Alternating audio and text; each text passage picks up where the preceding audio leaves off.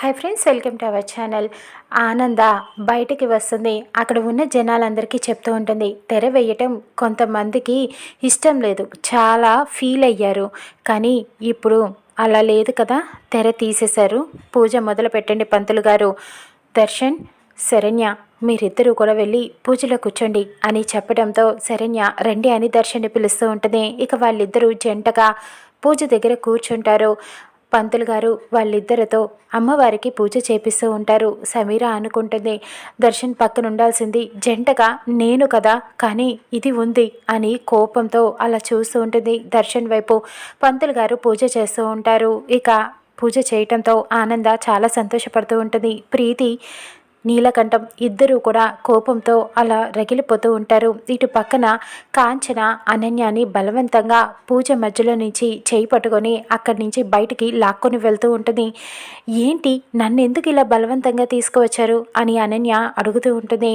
నీకు ఒక ముఖ్యమైన విషయం చెప్పాలమ్మి, ఆ విశ్వనాథం గీత ఇద్దరు కూడా నన్ను మోసం చేశారు. నన్నే అనుకుంటే నిన్ను కూడా ఇప్పుడు మోసం చేస్తున్నారమ్మి అని చెబుతూ ఉంటుంది. అనన్య అడుగుతుంది, మా అమ్మ నాన్న నన్ను ఎందుకు మోసం చేస్తారు అని ప్రశ్నిస్తూ ఉంటుంది. చేస్తున్నారమ్మి, నీ గొంతు కొయ్యాలని చూస్తున్నారు. అందుకని నీకు నిజం చెప్పాలనే నిన్ను ఈ బయటికి తీసుకువచ్చాను. ప్లీజ్ అమ్మి, నన్ను చెప్పనివ్వు ఒక మాట అని చెప్పడంతో ఇది వదిలేలా లేదు, చెప్పండి అని అనన్య అనటంతో ఇక కాంచన మొదలు పెడుతుంది.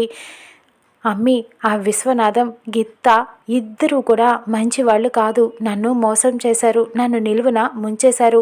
ఆ విశ్వనాథానికి ఎవ్వరూ లేకపోతే అనాథగా ఉన్నప్పుడు మా నాన్న చేరదీశారు, చదివిచ్చారు. కానీ ఆ విశ్వనాథం ఏం చేశాడు, తిన్న కంచంలోనే కక్కినాడమ్మి. ఆ గీతను ప్రేమించి పెళ్లి చేసుకున్నాడు. మా నాన్న నాకిచ్చి పెళ్లి చేయాలనుకుంటే కానీ ఆ విశ్వనాథం నన్ను కాదని చెప్పి ఆ గీతని ప్రేమించి వెళ్ళి పెళ్లి చేసుకున్నాడు. మా నాన్న భరించలేక నాకు వేరే వ్యక్తితో పెళ్లి చేసినారు. తనతో ఇష్టం లేదని తెలిసినా బలవంతంగా చేశారు. నేను నచ్చిన వ్యక్తిని దూరం చేసుకొని కట్టించుకున్న తాళితో అతనితో సంసారం చేయలేక బాధపడినాను. ఆ బెంగతోనే మా నాన్న చనిపోయారు. తర్వాత నువ్వు పుట్టినావు. ఆ విశ్వనాథం గీత ఇద్దరూ కూడా వచ్చి అని చెబుతూ ఉన్న లోపే అనన్య అక్కడి నుంచి వెళ్ళిపోతుంది. తిరిగి చూసేటప్పటికి అనన్య ఉండదు. ఈ అమ్మి ఏది, నేను చెప్పింది ఏది కూడా వినలేదా అని ఆశ్చర్యంగా చూస్తూ ఉంటుంది. అనన్య ఆ పాటికే లోపలికి వెళ్ళిపోతుంది. కాంచన చెప్పింది ఏది కూడా ఒక్క ముక్క కూడా వినదు. ఇక అనన్యని వెతుక్కుంటూ మళ్ళీ కాంచన లోపలికి వెళ్ళిపోతుంది. పూజ దగ్గర ఉంటుంది అనన్య. ఎందుకమ్మి వచ్చేసినావు అని చెప్పి అడుగుతూ ఉంటుంది. పూజ జరుగుతుంది అని మాట్లాడకుండా అలానే ఉంటుంది. ఇక అక్కడ పూజ జరుగుతూ ఉంటుంది. పూజ అయిపోయాక పంతులు గారు కస్టమర్స్ కొన్న చీరలన్నీ కూడా అలా దేవుడి దగ్గర పెట్టి పూజ చేసి ఆనంద అందరూ కలిసి ఇక అందరికీ ఇస్తూ ఉంటారు. అలా చాలా బాగా జరుగుతూ ఉంటుంది పూజ. ఇక్కడ నీలకంఠం కోపంగా చూస్తూ ఉంటాడు. లీలావతి అంటుంది, ఆ అమ్మవారు నిన్ను కరుణించారు ఆనంద, నీ ఆశయాన్ని నెరవేర్చారు అని అనటంతో వెనకతల నుంచి కోటేశ్వరరావు కూడా చెప్తూ ఉంటాడు. ఆనంద, నువ్వు ఈ అమ్మాయిని కోడలుగా ఈ ఇంటికి తీసుకురావాలి, పరువు నిలబెట్టాలి, ఉమ్మడి కుటుంబాన్ని నిలబెట్టాలి అని చెప్పి గట్టిగా నమ్మావు.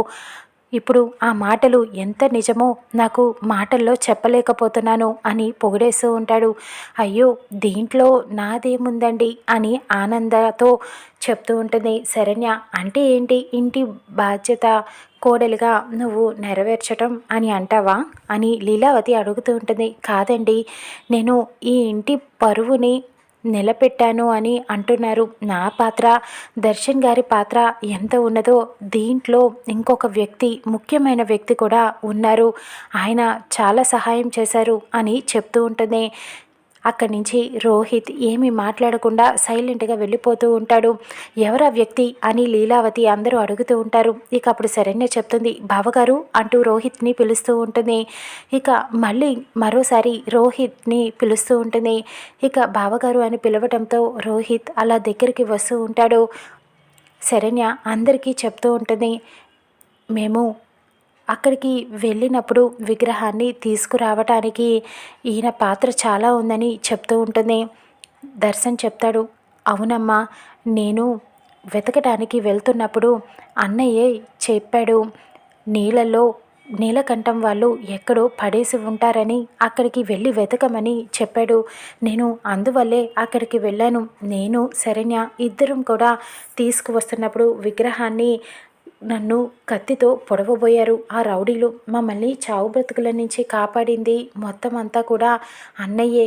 వాళ్ళని కష్టపడి కొట్టాడు, మమ్మల్ని కాపాడారు, మమ్మల్ని ఇక్కడికి పంపించాడు అని చెప్పడంతో దర్శన్ శరణ్య ఇద్దరు కూడా అందరూ ఆశ్చర్యపోతారు.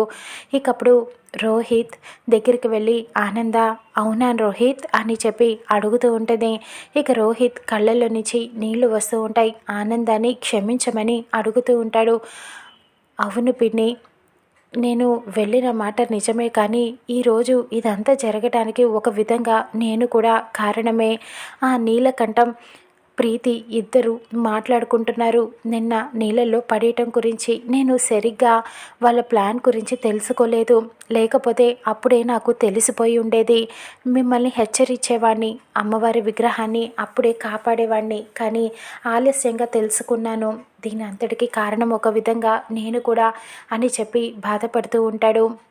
ఇంకప్పుడు ఆనంద రోహిత్తో చాలా గర్వంగా చెప్తూ ఉంటుంది, నీ మనసేంటో నాకు తెలుసు రోహిత్, ఈ ఇంటికి పెద్ద కొడుకువి నువ్వు క్షమించమని అడగకూడదు అని చెబుతూ ఉంటుంది.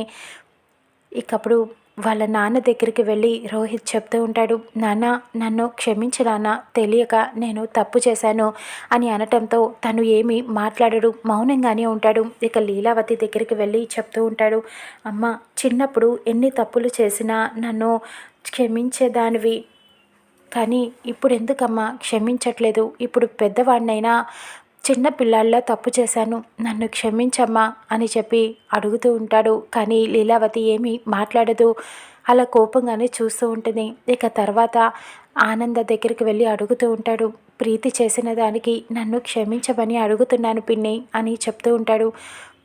నిన్ను ఎప్పుడు క్షమాపణ చెప్పాలని నేను కోరుకోలేదు, నువ్వు చాలా మంచి పని చేశావు, నీ కోసం ఈ పిన్ని ఎప్పుడూ ఉంటుంది, నీ బాధని నీ మనసుని నేను అర్థం చేసుకోగలను అని చెప్పడంతో థ్యాంక్స్ పిన్ని, నువ్వైనా నా గురించి ఆలోచిస్తున్నావు, ఈ ఇంట్లో అమ్మా నాన్నలు ఆలోచించలేకపోయినా నేను వస్తాను అంటూ రోహిత్ వెళ్ళిపోతూ ఉంటాడు బాధగా.